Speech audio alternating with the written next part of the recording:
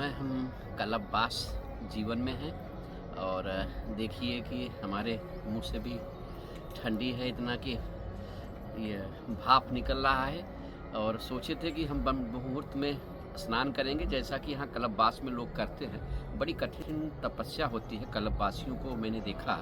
और अब हम लोग यहाँ से उठ करके जो नित्य क्रिया होती है वो करते हैं, लेकिन जो कल्पवास करने आते हैं उनकी नित्य क्रिया 4 बजे से शुरू हो जाती है। वो उठते हैं, पहले के गंगा स्नान करते हैं, फिर नित्य क्रिया करते हैं।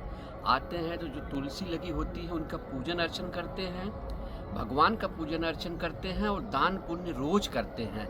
और दान पुण्य के लिए जो पंडा होते हैं, जो उनके अगल बगल जो साधु महात्मा दिखते हैं, उन्हें वो दान देते हैं। और बड़ी ही कठिन उनकी तपस्या होती है।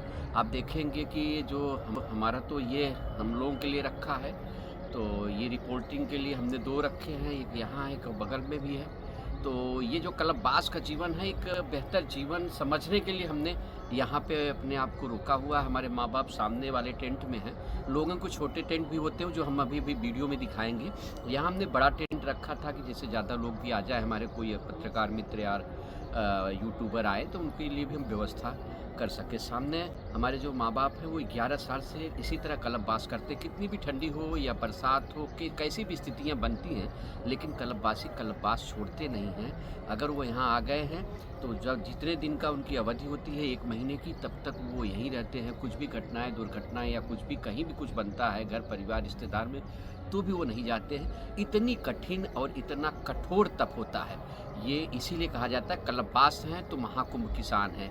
जब भी कुंभ वगैरह लगते हैं उसमें कल्पवासियों का बड़ा अहम स्थान होता है। हमारे माँ-बाप भी सुबह उठ गए, उठ कर के वो गए, नित्य क्रिया की। हम तो देख भी नहीं पाए कि 4 बजे उठ जाते हैं। फिर उनकी जब आवाज़ आई पूजन की, कीर्तन की, तब हमारी आँख खुली और हमने देखा कि नहीं, बहुत लेट हो गया, 7 बज गए हैं। और चाय बना कर के हम लोगों के लिए चाय भी पिलाया। और अब हम जो है, जबकि सुबह-सुबह हमें चाय नहीं पीना था, सोचा था गंगा स्नान कर ले, बोले कल से ही कर लेना, क्योंकि अभी सुबह हुआ था, आप लोग चाय पी लीजिए, क्योंकि ठंडी बहुत लग रही थी।